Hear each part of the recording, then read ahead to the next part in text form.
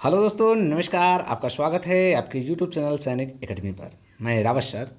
आज आप लोगों के समक्ष मैं बौद्ध धर्म से संबंधित जितने भी महत्वपूर्ण क्वेश्चन बनेंगे, इसका एनालिसिस मैं बहुत ही शानदार तरीके से कराने वाला हूं। पहले आपको जो है लाइन बाय लाइन जितने भी महत्वपूर्ण फैक्ट हैं उसको मैं समझाऊंगा। उसके बाद लगभग 20 से 25 क्वेश्चन आपका जो है वो भी करा दूंगा, जो बार बार एग्ज़ाम में पूछा हुआ है। तो आप लोग वीडियो में लास्ट तक बने रहिए।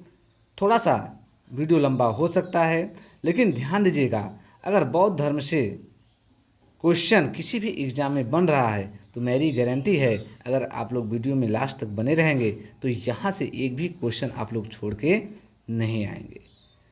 तो यहाँ देखिए, लगभग हम लोग अच्छे से एनालिसिस करेंगे। एनालिसिस करने के बाद लगभग 20 क्वेश्चन हम लोग जो है अच्छे से, जो बार बार क्वेश्चन पूछा गया है उसका हम लोग बहुत ही शानदार तरीके से उसको देखेंगे। तो आइए हम लोग देखते हैं जो आज का कह सकते हैं बौद्ध धर्म के बारे में, उसका थोड़ा सा एनालिसिस करेंगे, जहाँ से बार बार क्वेश्चन पूछे जाते हैं। देखिए, हाँ देखिए, बौद्ध धर्म के संस्थापक गौतम बुद्ध थे। ये आप लोगों को लगभग सभी को पता है। इनको एशिया का ज्योतिपुंज, लाइट ऑफ एशिया भी कहा जाता है गौतम बुद्ध को। इनका जन्म ये जानते रहेंगे 563 ईसा पूर्व में हुआ था। 563 ईसा पूर्व कपिल वस्तु के लुम्बिनी नामक स्थान पर हुआ। ठीक है। इनके पिता का नाम शुद्धोधन, जो शाक्यगढ़ के मुखिया थे। माता माया देवी, इनकी मृत्यु के 7वें दिन हो गया था।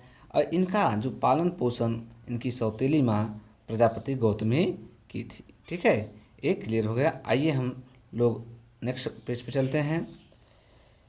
ध्यान से देखिए, इनके जो बचपन का नाम था, ठीक है, सिद्धार्थ। गौतम बुद्ध का विवाह 16 वर्ष की अवस्था में यशोधरा के साथ हो गया। किसके साथ? यशोधरा के साथ। ठीक है। अब ध्यान से देखेंगे, इनके एक पुत्र हुआ जिसका नाम क्या था? राहुल। क्या नाम था? राहुल। ये आप लोग जानते रहेंगे। उसके बाद सिद्धार्थ जब कपिल वस्तु के सैर पर निकले तो उन्होंने 4 दृश्य देखे। क्या देखे? 4 दृश्य देखे। पहला, एक बूढ़ा व्यक्ति, आपको यहाँ दिख रहा होगा, एक बूढ़ा व्यक्ति। दूसरा, एक बीमार व्यक्ति, यहाँ देख रहे हैं एक बीमार व्यक्ति। तीसरा जो है एक शव, यहाँ देख रहे हैं आप लोग एक शव। और एक सन्यासी व्यक्ति को देखते हैं। कौन देखते हैं? महात्मा बुद्ध। ठीक है। आइए हम अगले क्वेश्चन पॉइंट पे चलते हैं। ध्यान से देखिए, सिद्धार्थ 29 वर्ष की अवस्था में गृह त्याग दिया, जिसे बौद्ध धर्म में महाभिनिष्क्रमण कहलाता है।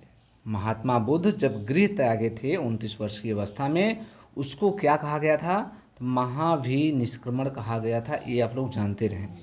ठीक है, गृह त्याग को क्या कहा गया? महाभिनिष्क्रमण। देखिए, जो इम्पोर्टेंट फैक्ट रहेगा मैं उसको 2 से 3 बार उसको जो है बताने का प्रयास करूंगा। आप लोग पेन रफ के साथ बैठेंगे, इसका जो महत्वपूर्ण फैक्ट रहेगा उसको लिखते जाएंगे। जो भी क्वेश्चन आपका कराया जाएगा उसको भी लिखते जाएंगे। 1 से 2 बार वीडियो देख लेंगे। साथ ही वीडियो को लाइक और शेयर करना ना भूलिएगा। वीडियो कैसा है कमेंट के थ्रू ज़रूर आप लोग बताइएगा। ठीक। आइए नेक्स्ट पॉइंट। गृह त्यागने के बाद, ध्यान देखिए, गृह त्याग करने के बाद सिद्धार्थ ने वैशाली के अलार कलाम जो इनके प्रथम गुरु हुए थे, उनसे साख्य दर्शन की शिक्षा लिए थे। साख्य दर्शन की दीक्षा ली, यानी शिक्षा लिए। अलार कलाम सिद्धार्थ के प्रथम गुरु हुए। ठीक है। अलार कलाम के बाद सिद्धार्थ के कह सकते हैं राजगृह में रुद्र का रामपुत्र जो योग शिक्षा ग्रहण की, यानी इनके दूसरे गुरु जो हुए ये जानते रहेंगे, रुद्र रामपुत्र।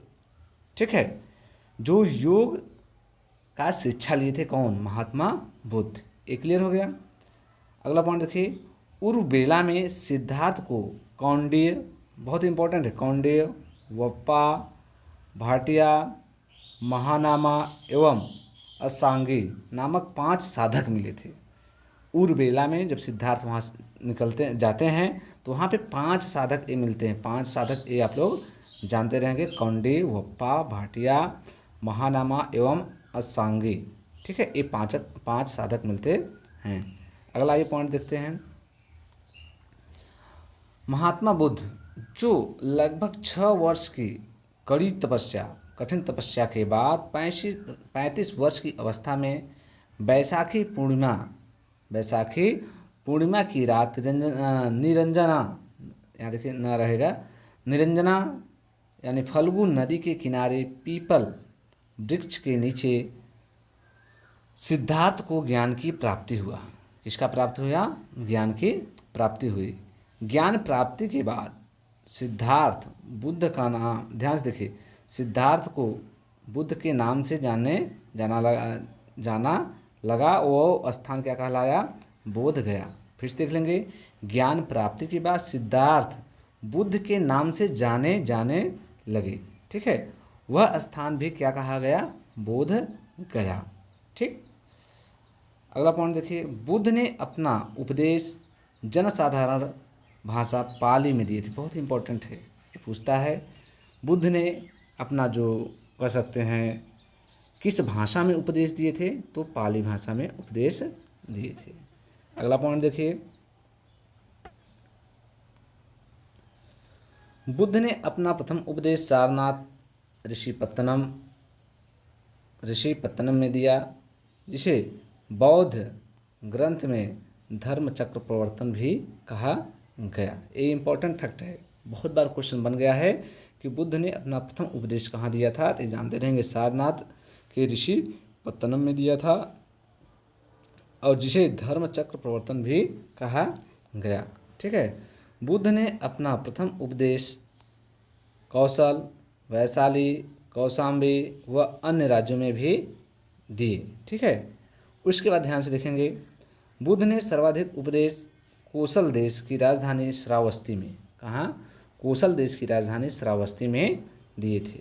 ठीक है, उनके प्रमुख अनुयायी शासक बिंबिसार, प्रसेनजीत, उदयन थे। बहुत ही इंपॉर्टेंट है, इनको आप लोग अच्छे से लिख लीजिएगा, इनको जानते रहिएगा कि उनके जो प्रमुख शासक, मतलब उनके कार्यकाल में जो प्रमुख शासक थे, बिंबिसार थे, प्रसेनजीत थे और उदयन थे। ठीक, आइए हम चलते हैं नेक्स्ट पॉइंट पर।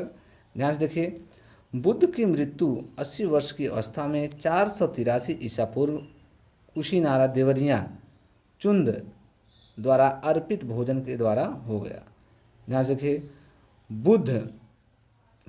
ध्यान से देखिएगा, जिसे बुद्ध धर्म में महापरिनिर्वाण कहा गया। बहुत ही इंपॉर्टेंट है। ठीक है, जब बुद्ध को 80 वर्ष की अवस्था में इनकी मृत्यु हो जाती है 483 ईसा पूर्व में, तो उनको मृत्यु को क्या कहा गया? महापरिनिर्वाण कहा गया। अगला पॉइंट देखिए, बुद्ध के जन्म मृत्यु की तिथि को चीनी परंपरा के कैंटोन अभिलेख के आधार पर निश्चित किया गया। इंपॉर्टेंट है, ये जानते रहेंगे। जो बुद्ध के जन्म और मृत्यु की तिथि की परंपरा चीनी परंपरा में, ये जानते रहेंगे, कैंटोन अभिलेख में जो है इसका उल्लेख किया गया है या निश्चित किया गया है। बुद्ध धर्म के बारे में हमें विशद व ज्ञान त्रिपटिक प्राप्त होता है। ध्यान से देखिए, विनय पटिक, सुत पटिक, अभिधम पटिक, बहुत ही इंपॉर्टेंट है, ये जानते रहेंगे। सब बुद्ध के बारे में इसमें एनालिसिस किया गया है, उनके जीवन चरित्र के बारे में जो है बहुत विस्तार से बताया गया है। तो ये बुद्ध धर्म से ही संबंधित जो पुस्तकें थी, विनय पटिक, सुत पटिक, अभिधम्म पटिक। ठीक है, अगला पॉइंट देखिए, तीनों पिटकों की भाषा क्या थी? पाली थी। सभी पिटकों की भाषा क्या थी? पाली थी। थेरवाद मत की पाली त्रिपिटक सबसे पुराना है। इम्पोर्टेंट है, जानते रहेंगे। थेरावाद मत की पाली त्रिपिटक सबसे पुराना है। आइए अगले पॉइंट हम लोग चलते हैं। देखिए, पाली त्रिपिटकों की पहली शताब्दी ईसा पूर्व में श्रीलंका के शासक वत्तगामम्नी की देख रेख में पहली बार लिपिबद्ध किया गया था। ठीक है। उसके बाद ध्यान से देखेंगे, सूत्र पिटक में 5 निकाय, दीर्घ, मध्यम, संयुक्त, अंगुत्तर, खुद्दक। ठीक है, ये सूत्र पिटक में ये दिया गया है। बुद्ध के पूर्व जन्मों से जुड़ी जातक कथाएं खुद्दक निकाय में 15 पुस्तकों में से एक है। बहुत ही इंपॉर्टेंट है, ये जानते रहेंगे। बुद्ध के पूर्व जन्मों से जुड़ी जातक, ये शब्द पूछता है जातक किस धर्म से संबंधित है। ठीक है, तो जातक बौद्ध धर्म से संबंधित है, ये आप लोग जानते रहेंगे। वहीं करा ये कथाएं खुद्दक के निकाय 15वें पुस्तक में से एक है। उसके बाद अगला पॉइंट देखिए, बुद्ध धर्म मूलतः अनिश्वरवादी यानी ईश्वर को नहीं मानता। इसमें आत्मा की परिकल्पना भी नहीं किया गया है। बुद्ध धर्म, ध्यान से देखिए, जो बुद्ध धर्म है इनकी ये मानते ये पुनर्जन्म की मानता है। बुद्ध धर्म में भी पुनर्जन्म की मतलब मानते थे। और ये सभी जो भी विश्व में जो भी जितने भी धर्म हैं, सभी धर्म का प्रमुख जो है किस पे बल दिए हैं, ये जानते रहेंगे, कर्म पे बल दिए हैं। किस पे बल दिए हैं? कर्म पर। किस पे बल दिए हैं? कर्म पर। अगला पॉइंट देखिए, तृष्णा को क्षीण होने की अवस्था को ही बुद्ध ने निर्वाण कहा गया। बहुत इंपॉर्टेंट है, तृष्णा को क्षीण होने की अवस्था को ही बुद्ध ने निर्वाण कहा। अगला पॉइंट देखिए, विश्व दुखों से भरा है का सिद्धांत बुद्ध के उपनिषद से लिया गया है। ठीक है, जो जिसमें कहा गया है विश्व दुखों से भरा है, तो इसका सिद्धांत बुद्ध ने उपनिषद से लिया है। कहाँ से लिया है? उपनिषद से लिया है। विश्व दुखों से भरा है, बहुत ही इंपॉर्टेंट फैक्ट है। यहाँ देखेंगे जो बौद्ध संगीति हुई थी। ठीक है, देखिए यहाँ प्रथम बौद्ध संगीति, द्वितीय बौद्ध संगीति, तृतीय बौद्ध संगीति और चतुर्थ बौद्ध संगीति। तो प्रथम बौद्ध संगीति जो हुई थी, ये जानते रहेंगे 400, यानी जब बुद्ध की मृत्यु हुई थी, महापरिनिर्वाण हुआ था 483 ईसा पूर्व में। और कहाँ हुआ था? तो राजगृह। उस समय अध्यक्ष थे महाकश्यप और शासक कौन था? अजातशत्रु। कौन था? अजातशत्रु। ठीक है, यानी प्रथम बौद्ध संगीति जो हुई थी 483 ईसा पूर्व, कहाँ हुआ? राजगृह में हुआ। ठीक है, और अध्यक्ष कौन थे? महाकश्यप। किसका शासनकाल था? ये जानते रहेंगे, अजातशत्रु। बहुत ही इंपॉर्टेंट है, इसको जानते रहेंगे। दूसरा बौद्ध संगीति 300 यानी 100 साल पहले कह सकते हैं, 100 साल पूर्व, 383 ईसा पूर्व, कहाँ हुआ? वैशाली में हुआ। कहाँ हुआ? वैशाली में हुआ। और ये जानते रहेंगे अध्यक्ष कौन थे? सबाकामी। कौन थे? सबाकामी। और इसके किसके शासनकाल में ये जानते रहेंगे? कालाशोक। उस समय शासक कौन था? कालाशोक। उसके बाद तृतीय बौद्ध संगीति 283 ईसा पूर्व में, ये जानते रहेंगे 283 ईसा पूर्व में जो हुआ था तृतीय बौद्ध। तीसरा बौद्ध संगीति ये जानते रहेंगे, ये देखिए यहाँ थोड़ा सा गड़बड़ प्रिंट हो गया है, तो ये लगभग आप लोग जानते रहेंगे लगभग 250 ईसा पूर्व। ठीक है, कितना? 250 ईसा पूर्व, ये जानते रहेंगे 250 ईसा पूर्व। यहाँ थोड़ा सा मिसप्रिंट हो गया था। अब कहाँ हुआ था? पाटलिपुत्र हुआ था। कहाँ हुआ था? पाटलिपुत्र हुआ था। और ये जानते रहेंगे इसके अध्यक्ष जो थे मोगलीपुत्र तिष्य। कौन थे? मोगलीपुत्र तिष्य। ठीक है, और शासक कौन था? अशोक। कौन थे? अशोक महान। चतुर्थ बौद्ध संगीति हम लोग देखेंगे, ये प्रथम ईसा शताब्दी, कहाँ हुआ था? कुंडनवन। कहाँ हुआ था? कुंडनवन, ये जानते रहेंगे जम्मू कश्मीर। उसके बाद वसुमित्र अश्वघोष इसके अध्यक्ष थे। ठीक है, इसकी अध्यक्षता कौन किए थे? वसुमित्र और अश्वघोष। और शासक कौन था उस समय? कनिष्क था। कौन था? कनिष्क। तो ये जानते रहेंगे। इसको आप लोग अगर ट्रिक से याद करना चाहेंगे तो ट्रिक से भी याद कर सकते हैं। अ का अक। ठीक है, यहाँ शासक देख लीजिए, अक्सर शासक पूछता है किसके शासनकाल में हुआ था, तो अ का अक से याद कर लेते हैं। यहाँ राबय पाकू से इसको सीरियल बाई राबय माने राजगृह, वैशाली वैश राबय वैशाली, कु मतलब पाटलिपुत्र और कुंडन वन। पहला राजगृह में हुआ, दूसरा वैशाली में हुआ, तीसरा पाटलिपुत्र में हुआ, चौथा जो है कुंडन वन। तो इसको भी आप ट्रिक से याद कर सकते हैं। जो भी बच्चे कर सकते हैं ऑफलाइन पढ़ते होंगे उनको लगभग 8 ट्रिक से याद कराया गया है। आप लोग भी अच्छे से याद कर सकते हैं। राबे पाकू और ए अका अक, अका अक अक्सर यह पूछता है या किस स्थान पे हुआ है या किसके शासन काल में हुआ है। ठीक है, तो ये क्लियर हो गया। आइए हम नेक्स्ट पॉइंट पे चलते हैं।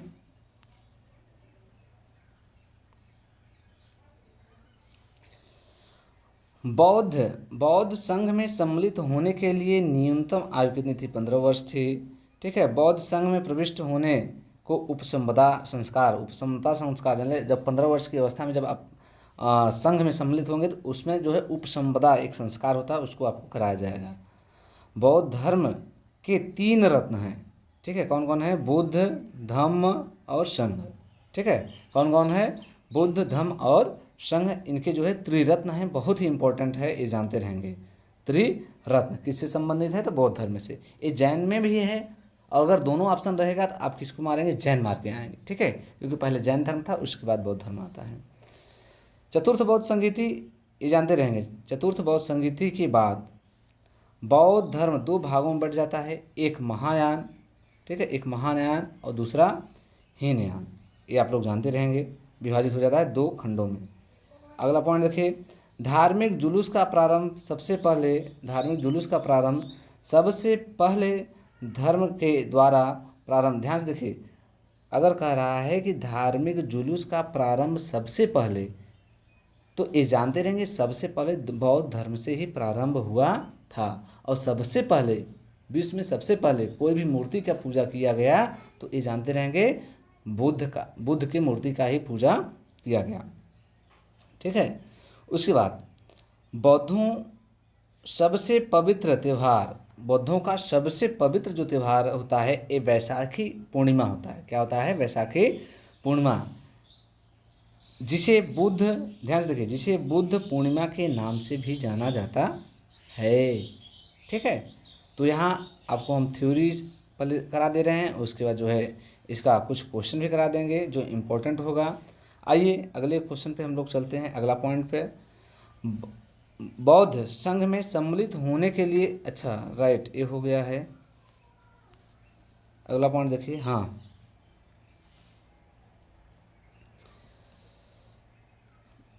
इस ध्यान से देखिए, कह रहा है इसका महत्व इसलिए है कि बुद्ध पूर्णिमा के ही दिन बुद्ध को ज्ञान की प्राप्ति।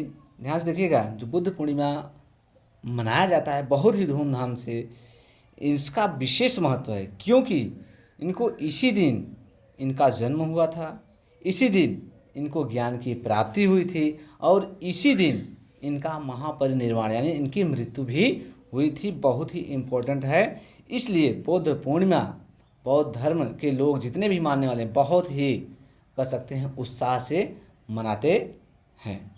तो इसलिए महत्व है क्योंकि जन्म भी इसी दिन हुआ था, ज्ञान की प्राप्ति भी इसी दिन हुई थी और महापरिनिर्वाण भी इसी दिन हुआ था। ठीक, इन सांसारिक दुखों से मुक्ति हेतु बुद्ध ने अष्टांगिक मार्ग की बात कही। ठीक है, कह रहे हैं इस सांसारिक दुखों से मुक्ति पाने के लिए बुद्ध 8 मार्ग बताते हैं। पहला मार्ग है सम्यक दृष्टि, दूसरा है सम्यक संकल्प, दूसरा है सम्यक वाणी, ठीक है, और चौथा है सम्यक कर्मात्, सम्यक आजीव और सम्यक व्यायाम, सम्यक स्मृति, सम्यक समाधि।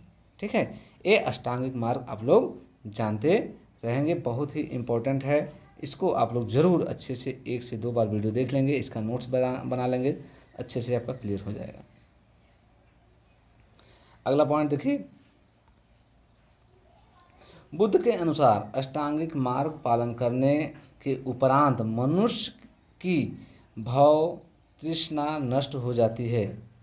जो भय रहता है, तृष्णा रहता है, वो क्या हो जाता है? नष्ट हो जाता है और उसे निर्वाण की प्राप्ति होती है। ठीक है, अनिश्वरवाद के संबंध में बौद्ध धर्म एवं जैन धर्म समान है। बहुत ही इम्पोर्टेंट है, ये जानते रहेंगे। अनिश्वर यानी दोनों धर्म में जो है ईश्वर को मानता नहीं है, ये आप लोग जानते रहेंगे। ठीक है, उसके बाद हम लोग देखेंगे सर्वाधिक सर्वाधिक बुद्ध मूर्तियों का निर्माण गांधार शैली में किया गया। इम्पोर्टेंट है, बुद्ध की मूर्तियों का सर्वाधिक बनाने का जो कला था एक गांधार शैली के से निर्माण किया गया, और सर्वाधिक मूर्ति संभवतः मथुरा काल के अंतर्गत बनी है। ये आप लोग दोनों पॉइंट जानते रहेगा। ठीक है, सर्वाधिक बुद्ध मूर्तियों का निर्माण गांधार शैली के अंतर्गत किया गया, लेकिन बुद्ध की प्रथम मूर्ति संभवतः मथुरा कला के अंतर्गत बनी थी। अगला पॉइंट, तिब्बत, भूटान, पड़ोसी देश, बौद्ध धर्म के प्रचार प्रसार, पद संभव गुरु, चीन पाँच ने किया। इनका संबंध बौद्ध धर्म के वज्रयान शाखा से है। इनकी 123 फीट ऊंची मूर्ति हिमाचल प्रदेश के रेवालसर झील में स्थित है। ये आप लोग जानते रहेंगे, इम्पोर्टेंट है। यानी बुद्ध की सबसे ऊंची मूर्ति जो है ये 123 फीट, ये कहाँ पे है? हिमाचल प्रदेश के रेवालसर झील में स्थित है। अगला पॉइंट आइए हम लोग देखते हैं। हाँ, अब यहाँ से देखिए क्वेश्चन आपका शुरू हो गया। हम फटाफट क्वेश्चन कर लेते हैं, क्योंकि समय आपका इसमें थोड़ा सा बढ़ गया है, क्योंकि हम डिटेल देखे हैं। डिटेल देखने के बाद क्वेश्चन लगा रहे हैं। इसमें हम बहुत डिटेल बताएंगे नहीं, फटाफट जो है हम आंसर करते जाएंगे, क्योंकि समय ज़्यादा लग जाएगा। पहला क्वेश्चन है, महात्मा बुद्ध अपना प्रथम उपदेश कहाँ दिया था? याद करिए, कहाँ दिया था? कहाँ बताए थे आपको? बोध गया में दिए थे? नहीं। लुम्बिनी में दिए थे? नहीं। वैशाली में दिए थे? नहीं। कहाँ दिए थे? ऋषि पत्तनम। कहाँ पे है? सारनाथ में। कहाँ पे है? सारनाथ में। ये आप लोग जानते रहेंगे, सारनाथ ऋषि पत्तनम में अपना प्रथम उपदेश दिए थे। ठीक, आइए हम नेक्स्ट क्वेश्चन पर चलते हैं। दूसरा क्वेश्चन ध्यानपूर्वक देखिए। जो दूसरा क्वेश्चन है, महात्मा बुद्ध ने अपना उपदेश किस भाषा में दिए? तो इनकी भाषा क्या थी? ये आपको क्लियर हो गया होगा कि किस भाषा में दिए थे। तो किस भाषा में दिए थे ये आपको पता होगा, पाली में दिए थे। न संस्कृत में दिए थे, न प्राकृत में दिए थे। प्राकृत ये जानते रहेंगे जैन धर्म से संबंधित है, अर्धमागधी भी जैन धर्म से संबंधित है, लेकिन पाली जो है बौद्ध धर्म से संबंधित है। अगला ये पॉइंट हम देखते हैं। अगला पॉइंट क्या है, मतलब तीसरा क्वेश्चन आप लोग ध्यानपूर्वक देखेंगे। महात्मा बुद्ध को ज्ञान की प्राप्ति किस नदी के तट पर हुआ था? बहुत ही इंपॉर्टेंट है। पहला ऑप्शन ऋजुपाल का ये जानते रहेंगे, जो 24वें महावीर स्वामी थे। कौन थे? महावीर स्वामी का जन्म जो है कहाँ पे? ऋजुपाल का नदी के तट पर हुआ था। और महात्मा बुद्ध का जो है, या गौतम बुद्ध का, ये जानते रहेंगे ऑप्शन नंबर सी, निरंजना नदी के तट पर हुआ था। आइए अगले हम क्वेश्चन पे चलते हैं।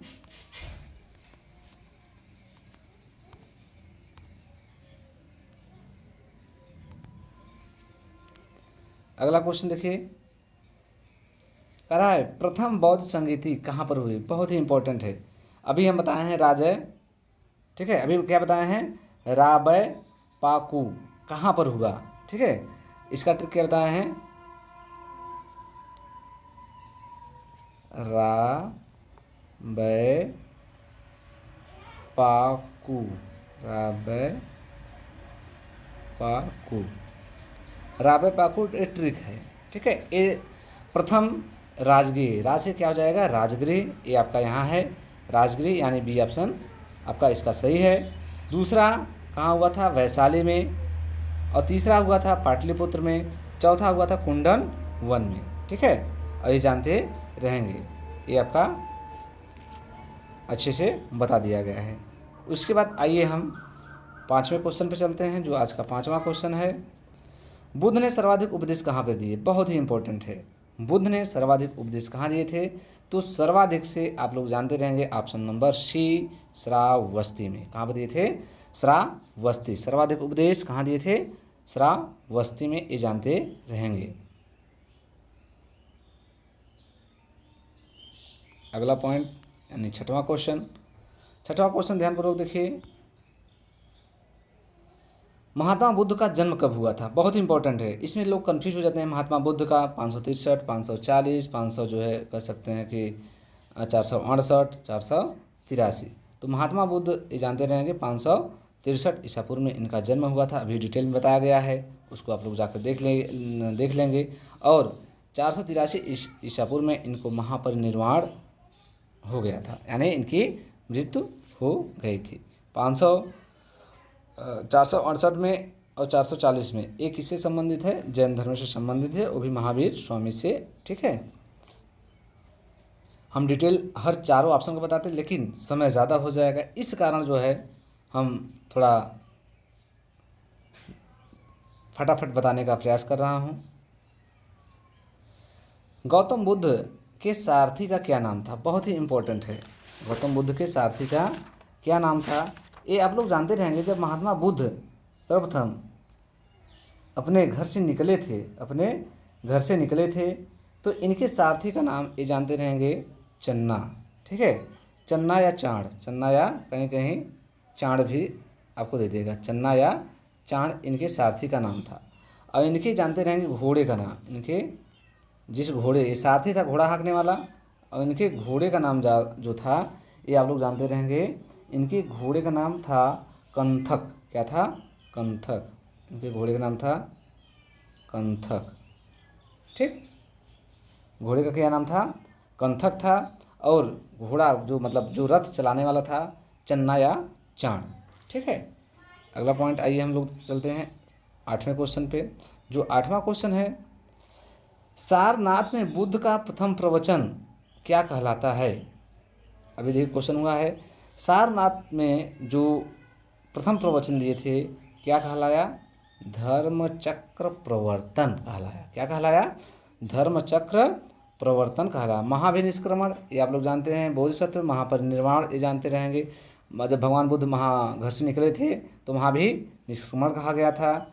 ज्ञान की प्राप्ति ये जानते रहेंगे, संबोधि।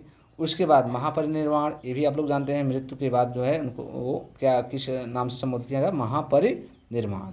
ठीक है, आइए हम लोग 9वें क्वेश्चन पे चलते हैं। आज का जो 9वां क्वेश्चन है, बौद्ध धर्म ग्रहण करने वाली प्रथम महिला कौन थी। तो बौद्ध धर्म ग्रहण करने वाली, क्योंकि इनकी जो कह सकते हैं सौतेली माँ प्रजापति गौतमी इनकी मौसी थी, ये जानते रहेंगे। ये बौद्ध धर्म ग्रहण करने वाली प्रथम महिला थी। ठीक है, महामाया इनकी ये जान ही रहे हैं कौन थी, चंपा। ठीक है, ये भी चंदना ये भी जान रहे हैं, ये जैन धर्म से संबंधित है। ठीक, अगला पॉइंट हम लोग 10वां क्वेश्चन देखेंगे। बुद्ध के गृह त्याग का प्रतीक चिन्ह क्या था, बहुत ही शानदार क्वेश्चन है। बुद्ध के गृह त्याग का प्रतीक चिन्ह क्या था। तो जो बुद्ध के गृह त्याग का प्रतीक चिन्ह था ये आपको पता होगा। बुद्ध के गृह त्याग का ये क्या था, घोड़ा। ठीक है, ये जानते रहेंगे। बुद्ध के गृह त्याग का क्या था, घोड़ा। जन्म क्या था, कमल और साँड़। जन्म क्या था, कमल और साँड़। ठीक है, ये आप लोग जानते रहेंगे। और कह सकते हैं इनका पद चिन्ह निर्वाण, तो इनको निर्वाण की प्राप्ति हुई थी तो पद चिन्ह, ये क्लियर हो गया। और हाथी उछले जाएंगे आप कह सकते हैं जैन धर्म में। चलते हैं 11वां क्वेश्चन, ध्यानपूर्वक देखिए। जो 11वां क्वेश्चन है, बौद्ध धर्म एवं जैन धर्म दोनों के उपदेश, ध्यान से देखिए, दोनों के उपदेश किसके शासन काल में दिए गए थे, बहुत ही इम्पोर्टेंट है।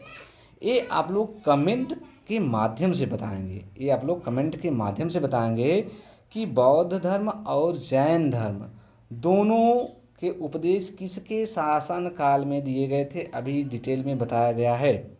आप लोग ध्यानपूर्वक इसका ज़रूर कमेंट करिएगा, हम कमेंट को पढ़कर आपको रिप्लाई ज़रूर करेंगे।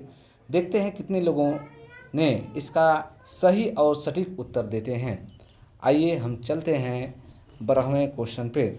जो आज का 12वां क्वेश्चन है, गौतम बुद्ध द्वारा अपने धर्म में दीक्षित किया जाने वाला अंतिम व्यक्ति कौन था, निम्न में से कौन था।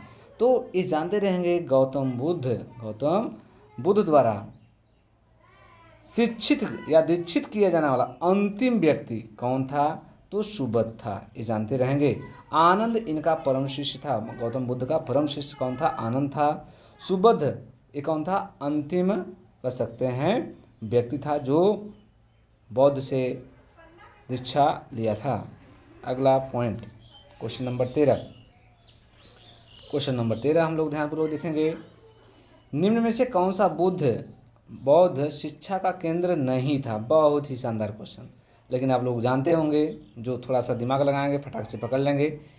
ठीक है, आप लोग भी इसका भी आंसर कमेंट के माध्यम से देंगे। बहुत ही शानदार क्वेश्चन है।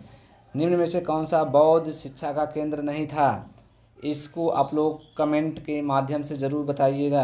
कमेंट हम ज़रूर आपका देखेंगे, पढ़ेंगे और देखेंगे कितने लोगों ने कमेंट के माध्यम से जो है बताया है।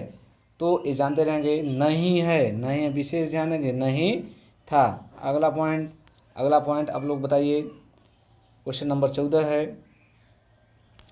जो क्वेश्चन नंबर 14 है, बोध गया में बोध वृक्ष अपने वंश की किस पीढ़ी का है? तो ये आप लोग को बताया गया था कि बौद्ध वृक्ष था ये पंचम पीढ़ी का, किस पीढ़ी का? पंचम पीढ़ी का था। ये आप लोग जानते रहेंगे।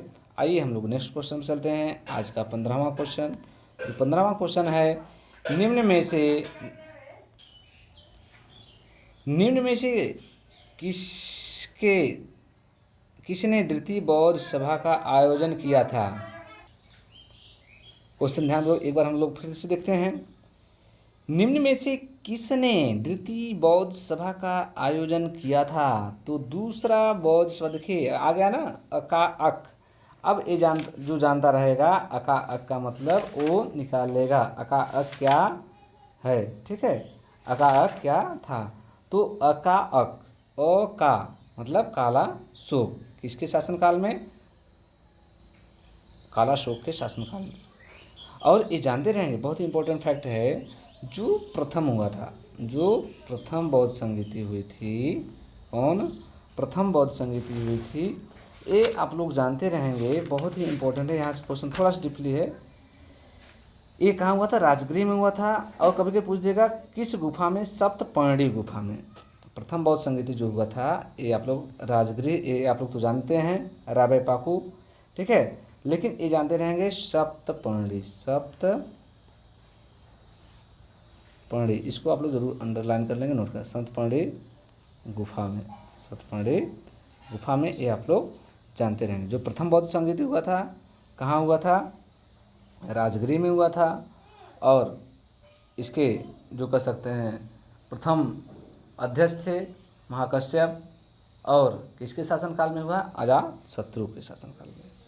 ठीक, आइए हम चलते हैं नेक्स्ट पॉइंट पर। आज का 16वां क्वेश्चन, भारतीय कला में बुद्ध के जीवन की किस घटना का चित्रण मृग सहित चक्र द्वारा हुआ है? बहुत ही इंपॉर्टेंट क्वेश्चन है। भारतीय कला में बुद्ध के जीवन की किस घटना का चित्रण मृग सहित चक्र द्वारा हुआ है? तो ये आप लोग महाभिनिष्क्रमण, ये आप लोग जानते हैं, गृह त्याग, ठीक है, संबोध, ये जानते रहें, ज्ञान, प्रथम उपदेश, तो ये बहुत ही इंपॉर्टेंट है। ये यही ऑप्शन है, ऑप्शन नंबर सी। जब महात्मा बुद्ध ने सारनाथ में धर्मचक्र प्रवर्तन यानी प्रथम उपदेश दिया था, तो उसी समय वहाँ पे सारनाथ में ये जानते रहेंगे मृग मतलब हिरणों के लिए बहुत ही बड़ा जो है कह सकते हैं एक वाटिका बनाया गया था, तो उससे ही संबंधित है, तो प्रथम उपदेश से संबंधित है। ठीक है, आइए हम नेक्स्ट क्वेश्चन पे चलते हैं। क्योंकि समय थोड़ा सा ज़्यादा लग रहा है इसलिए हम थोड़ा सा स्पीड से चल रहे हैं, बहुत ज़्यादा आपको डिटेल बता नहीं पा रहे हैं। अगला पॉइंट, निम्न में से किसी एशिया मतलब किसे होगा यहाँ पर, ठीक है, निम्न में से किसे एशिया का ज्योतिपुंज कहा जाता है? तो ये आप लोग सिंपल क्वेश्चन है, आप लोग जानते रहेंगे महात्मा बुद्ध को। आइए 18वें क्वेश्चन, जो 18वां क्वेश्चन है, त्रिपिटक ग्रंथ किससे संबंधित है या किस धर्म से संबंधित है? तो वैदिक, पहला ऑप्शन है वैदिक धर्म, बौद्ध धर्म, जैन धर्म, हिंदू धर्म, तो ये आप लोग जानते रहेंगे किस धर्म से है, बौद्ध धर्म से संबंधित है। कौन सा? त्रिपिटक ग्रंथ। अगला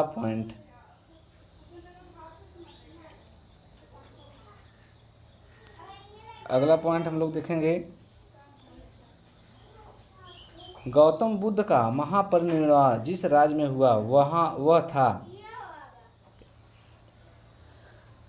देखिए क्वेश्चन नंबर 19 है, गौतम बुद्ध का महापरिनिर्वाण जिस राज्य में, यानी इनकी जो मृत्यु हुई थी वह कौन सा राज्य था, ये आप लोग जानते रहेंगे। तो ये आप लोग जानते रहेंगे मल्ल। अंग दिया है, मगध दिया है, वत्स दिया है, ठीक है, लेकिन कहाँ हुआ था? मल्ल में। ये आप लोग जानते रहेंगे। इसका आप लोग स्क्रीनशॉट देखिए, वीडियो लास्ट तक देखिए, इसका स्क्रीनशॉट ले लीजिए। जो भी क्वेश्चन आपको न समझ में आए कमेंट के माध्यम से ज़रूर बताइएगा। आइए हम आज के लास्ट क्वेश्चन 20वें क्वेश्चन पे चलते हैं। लेकिन थोड़ा सा यहाँ देखिए गलती है, 20 नहीं 21 बना दिया गया है। तो ये 20वां क्वेश्चन है, आप लोग जानते रहेंगे।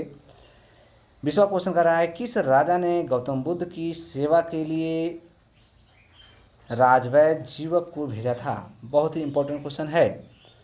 कह रहा है, किस राजा ने गौतम बुद्ध की सेवा के लिए एक राजवैद्य थे जीवक, राजवैद्य कौन थे? जीवक को भेजे थे। तो पहला ऑप्शन है बिंदुसार, दूसरा है बिंबिसार, तीसरा है सी है अशोक, चौथा है अजातशत्रु। तो ये आप लोग जानते रहेंगे कौन था? बिंबिसार था, बिंदुसार नहीं था, बिंबिसार था। कौन था? बिंबिसार था। ये आप लोग जानते रहेंगे। तो आज का सेशन यही समाप्त होता है। मुझे उम्मीद है कि वीडियो आपको ज़रूर अच्छा लगा होगा। अगर कोई दिक्कत हो तो कमेंट के माध्यम से ज़रूर बताइएगा। इसमें थोड़ा सा हम डिटेल नहीं बता पाए हैं क्योंकि वीडियो थोड़ा सा लंबा ज़्यादा हो जाता, इस कारण हम थोड़ा सा जो है इसका क्वेश्चन कराया हूँ। फटाफट मतलब जो राइट आंसर था उसी पे हम विशेष ध्यान दिया हूँ। तो उम्मीद करता हूँ कि ये वीडियो आपको ज़रूर अच्छा लगा होगा। जय हिंद, जय भारत। वीडियो देखने के लिए बहुत बहुत धन्यवाद आपका।